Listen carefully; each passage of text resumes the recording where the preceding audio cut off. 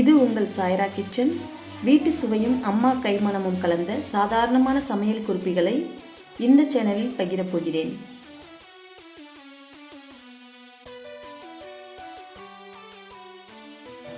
Hi friends, நம்ம இன்னைக்கு பாரம்பரியமான நல்ல டேஸ்டியான வத்த குழம்பு எப்படி பண்ணுறதுன்னு பார்க்க போகிறோம். இது ரொம்பவே டேஸ்டியாக இருக்கும். நல்ல காரசாரமாக ஒரு சூப்பரான லஞ்ச் ரெசிபியாக இருக்கும்.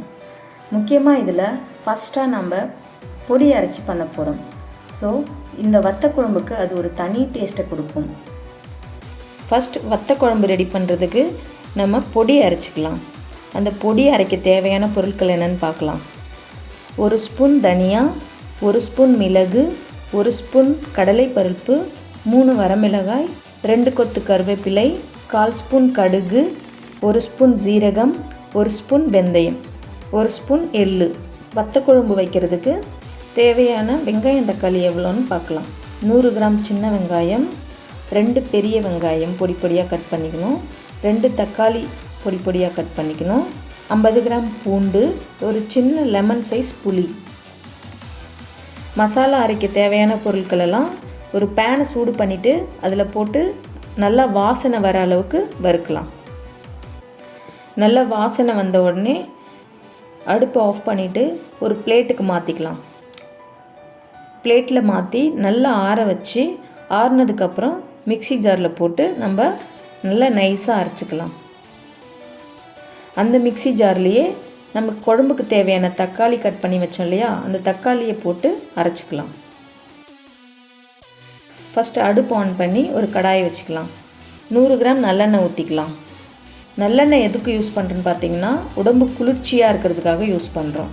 நல்லெண்ணெயில் செஞ்சால் இன்னும் குழம்பு டேஸ்ட்டாக இருக்கும், அதுக்காக தான் செய்கிறோம். அந்த எண்ணெய் காஞ்சதுக்கப்புறமா நம்ம வத்த குழம்புக்கு தேவையான வத்தலை போட்டு பொரிச்சிக்கலாம். மணத்தக்காளி வத்தல், சுண்டக்காய் வத்தல், இது ரெண்டையும் சம அளவு போட்டு அதை நல்லா வறுத்து எடுத்துக்கலாம் ஆயிலில்.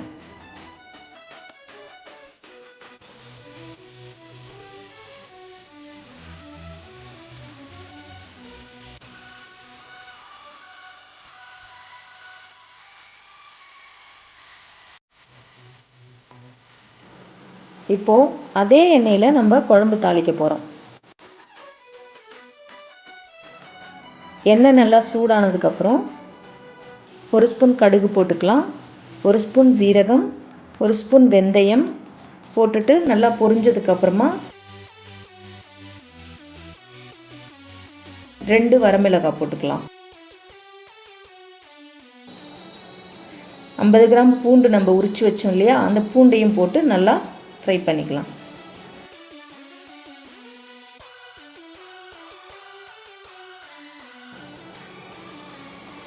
நல்லெண்ணெயில் இந்த பூண்டு நல்லா ஃப்ரை ஆகணும். கோல்டன் கலரில் வர வரைக்கும் நல்லா ஃப்ரை பண்ணுங்கள்.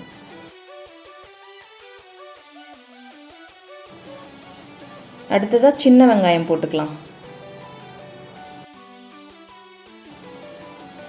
சின்ன வெங்காயம் எதுக்கு போட்டு செய்கிறேன்னு பார்த்தீங்கன்னா, நல்ல டேஸ்ட் கொடுக்கும் குழம்புக்கு.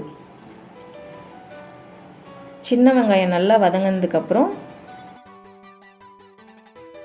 2 பெரிய வெங்காயம் கட் பண்ணி வச்சேன் இல்லையா, அந்த பெரிய வெங்காயத்தை போட்டுக்கலாம்.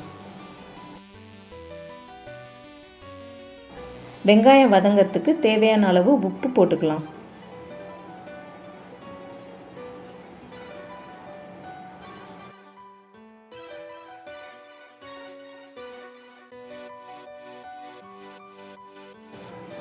வெங்காயம் நல்லா கோல்டன் கலர் ஆகிற வரைக்கும் வதக்கிக்கலாம்.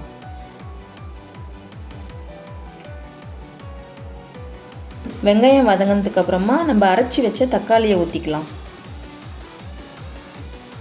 தக்காளி நல்லா பச்சை வாசனை போகிற வரைக்கும் நல்லா வதக்கிக்கலாம்.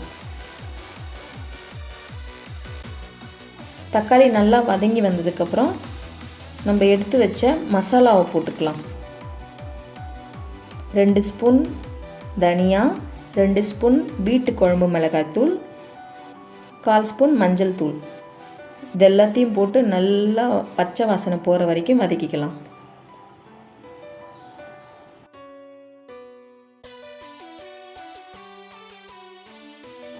நல்லா வதங்கி வந்ததுக்கப்புறம் நம்ம கரைச்சி வச்ச புளி தண்ணியை ஊற்றிக்கலாம். புளி தண்ணி ஊற்றுனதுக்கப்புறம் நல்லா கிளறி விட்டுட்டு குழம்புக்கு தேவையான அளவு தண்ணி ஊற்றிக்கலாம். குழம்புக்கு தேவையான அளவு தண்ணி ஊற்றிட்டு லாஸ்ட்டாக நம்ம உப்பு பார்த்துக்கலாம்.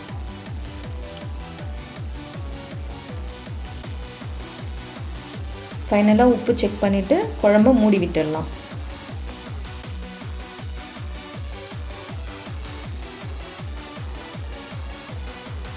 குழம்பு ஒரு 10 நிமிஷம் கொதிச்சதுக்கப்புறம் திறந்து ஒரு டைம் நல்லா கிளறி விடலாம்.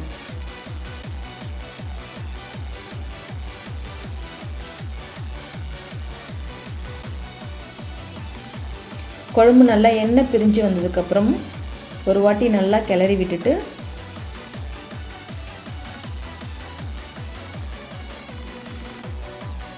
நம்ம வத்த குழம்பு பொடியை அரைச்சி வச்சோம் இல்லையா, அந்த பொடியை போட்டுக்கலாம்.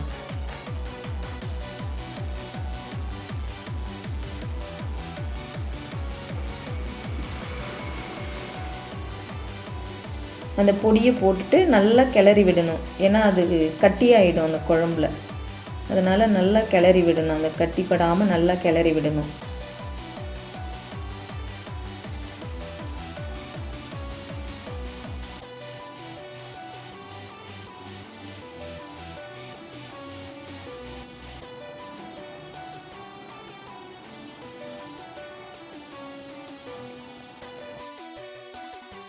அந்த பொடி போட்டதுக்கப்புறம் குழம்பு நல்லா திக்காயிடும். அந்த குழம்பு நல்லா திக்கானதுக்கப்புறமா நம்ம வறுத்து வச்ச வத்தல் போட்டுக்கலாம். சுண்டக்காய் வத்தல், மணத்தக்காளி வத்தல், நம்ம வறுத்து வச்ச அந்த வத்தலை போட்டுக்கலாம். அந்த வத்தலை போட்டு நல்லா கிளறி விடுங்க.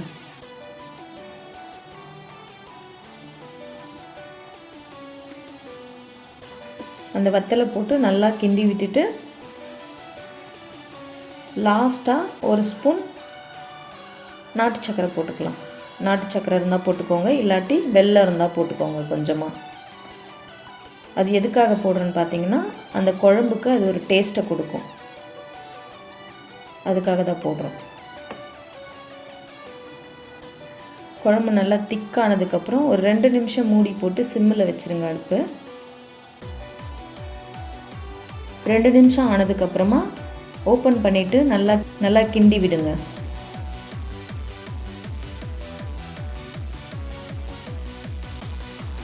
நல்லா கிண்டி விட்டதுக்கப்புறம் நம்ம வேறு பவுலில் மாற்றிக்கலாம் குழம்ப.